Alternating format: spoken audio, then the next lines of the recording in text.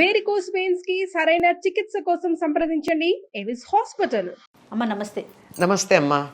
అమ్మ చీపుర్ని లక్ష్మీదేవి అంటాం. అవునమ్మా. ఎక్కడ పడితే అక్కడ పెట్టుకోకూడదు, ఎలా పెడితే అలా పెట్టకూడదు. అవునమ్మా. దానికంటూ ఒక ప్రత్యేకమైన స్థానం ఉంచాలని చెప్తారు కదమ్మా.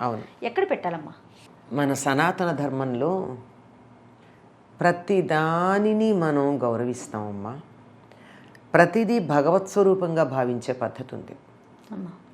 ఇప్పుడు లేవు కానీ ఒకప్పుడు అలుగుగుడ్డలు ఉండేవి.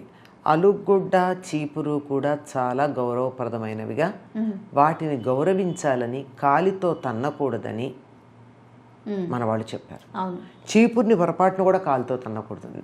నేల తుడుస్తుంది, మనం ఎక్కడెక్కడి నుంచో పట్టుకొచ్చిన అడ్డమైన చెత్త తుడుస్తోంది, అటువంటి చీపుర్ని గౌరవించమన్నారు.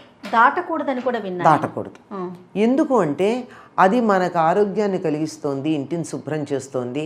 అది కష్టపడుతోందో ఏదో, చెత్త మనం పనికిరాదనుకున్నది, మనం ముట్టుకోవడానికి ఇష్టపడింది అయిన దాన్ని అది శుభ్రం చేస్తోందా? అందువల్ల దానికి గౌరవం ఇవ్వాలి.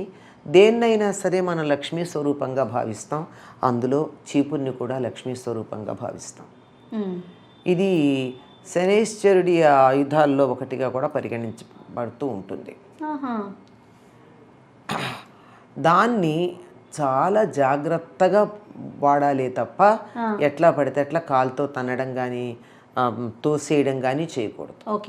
సాధారణంగా చాలామంది ఏం చేస్తూ ఉంటారంటే ఇంట్లో తుడుస్తూ చెత్తలో మట్టిలోంచి తుడుస్తున్నారు అనుకోండి, కాలికి మట్టి ఉంటుంది, చీపురు మీద కాలు రాస్తారు. అంటే కాలు నీట్ అవుతుంది కాలు, కానీ చాలా తప్పది. చీపురు మీద అలా కాలు పెట్టి తొక్కి రాయకూడదు. ఎందుకంటే అది కూడా లక్ష్మీ స్వరూపంగా అనుకున్నాం కదా. దాన్ని తీసుకొని వెళ్ళి చాలా జాగ్రత్తగా దానికో ప్రదేశం పెడతారు ఇంట్లో. ఎక్కడ అంటే వీలైనంత వరకు ఆగ్నేయం మూల పెడుతూ ఉంటారు. ఈశాన్యం ఎట్టి పరిస్థితుల్లో పెట్టకూడదు చీపురు. ఆ మూల పెట్టేటప్పుడు కూడా వీలైనంత వరకు సరిగ్గా మూలని కాకుండా పక్కగా అక్కడ పెడతారు, ఆ పక్కన దానికో ప్రదేశం పెట్టి. తర్వాత చీపుర్ని ఎప్పుడు కూడా మనం ఏమనుకుంటాం, ఇప్పుడు చీపురు ఇట్లా ఉంది, చేత్తో ఇట్లా పట్టుకున్నాను చీపుర్ని ఇట్లా పట్టుకుని ఇట్లా తుడుస్తాం. ఇక్కడ ఇది హ్యాండిల్ కదా, ఈ హ్యాండిల్ పైకి ఉండాలి.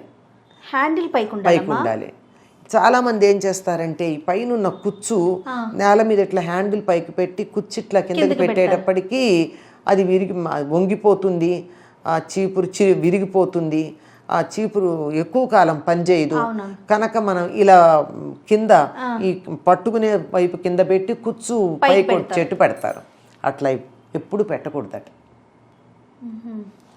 ఈ పట్టుకునే భాగమే పైకి ఉండాలి. మరి ఇది ఎట్లా ఉంటుంది? కష్టం కదా. అయితే చీపురన్నా పాడవ్వాలి, లేకపోతే శాస్త్రం అన్నా చెడిపోవాలి. రెండిట్లో ఏదో ఒకటి. దానికి ఒక మార్గం ఉందమ్మా. మన దగ్గర కొంచెం తక్కువ, కానీ బొంబాయి లాంటి చోట్ల ప్రత్యేకంగా దానికి ఏర్పాట్లు ఉంటాయి. ప్రతి చోట వాళ్ళకు చిన్న యూటిలిటీ అనే ప్లేస్ ఒకటి పెట్టుకుంటారు కదా, ఈ పనికిరానివన్నీ పెట్టేది. అక్కడ ఒక హుక్కు పెట్టుకుంటారు చీపురు తగిలించడానికి. చీపురికి ఒక తాడు కట్టి కుచ్చులాగా పెట్టి దాన్ని తగిలిస్తారు. ఉంది తప్పనిసరిగా. అక్కడ చూశాక అప్పుడు నాకు గుర్తొచ్చింది, మనకి పల్లెటూళ్ళల్లో పూర్వకాలం ఈ ఇట్లాంటి చీపుళ్ళు ఉండేవి కాదు, మనకి కొబ్బరి చీపుళ్ళు ఉండేవి, తాటి మట్టల చీపుళ్ళు ఉండేవి. తాటి మట్టలు అంటే ఇప్పుడు తాటి కాదు, కొబ్బరి తాడి ఒక గెల వచ్చాక గెలపైన ఇంతంత ఇవి వస్తాయి కదా, ఒక దొప్పల్ లాంటివి, వాటిని చీల్చి చక్కగా వాటిని అల్లి చీపురు చేస్తారు. పైన చన్నగా ఉంటుంది, ఇలా వచ్చేప్పటికి వెడల్పుగా. దాన్ని అల్లడం అదొక ఆర్ట్ కూడా. ఇప్పుడు అసలు కనిపించలేదు, ఇవి కనిపించవు. అవి మనకి వాటికి పశువుల శాలలు ఉన్నాయి కదా, అవి తొడవడానికి వాడుతుంటారు. మెత్తగా మొత్తం మట్టి అంతా చాలా బాగా వస్తుంది. దాన్ని చాలా ప్రత్యేకంగా అది తయారు చేసేటప్పుడు పైన ఇలా వంపులాగా ఉండి ఇలా హోల్డర్ లాగా ఉంటుంది.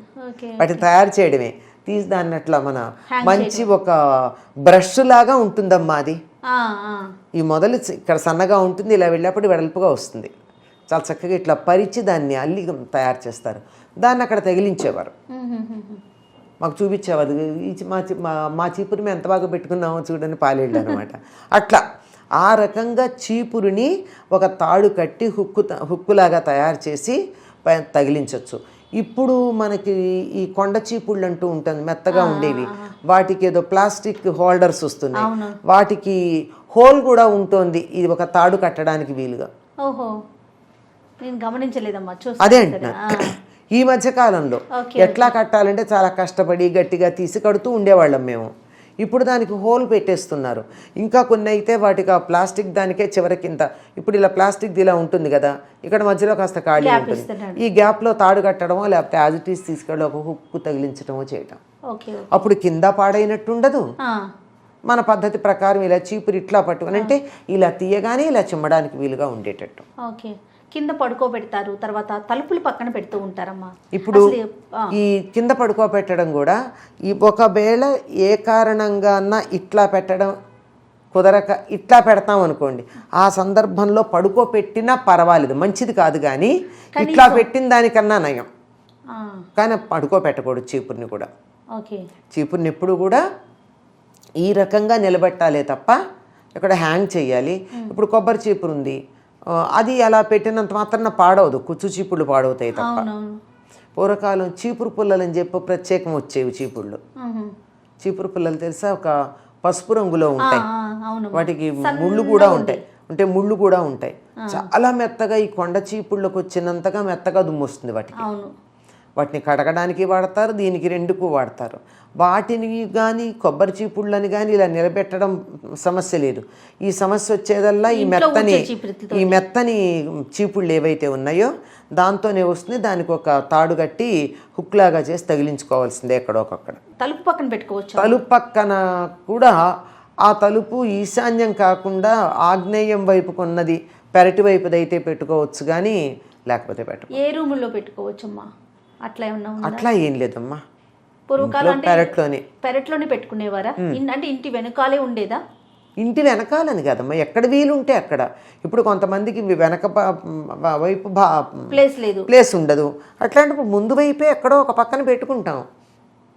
చీపురు కనపడకూడదు అన్న నియమం ఏం లేదు. అంటే కనపడకుండా పెట్టుకుంటే మనకి బాగుంటుందని తప్ప ఎదురుగా రాగానే చీపురు కనపడకూడదు, అలుగుడ్డలు ఇవి కనపడకూడదు అంటారు, కానీ మసిగుడ్డలును చీపురు కనపడకూడదని ఎక్కడా చెప్పినట్లేదు, కానీ మనం కనపడనీయం, అంతే, జాగ్రత్తగానే పెట్టుకుంటాం. కాకుంటే మీరు చెప్పినట్లుగా తొక్కటం కానీ తొయ్యటం కానీ, అసలు కాలుతో తన్నడం, తొక్కడం, కాలు తగలకూడదు చీపురుకి.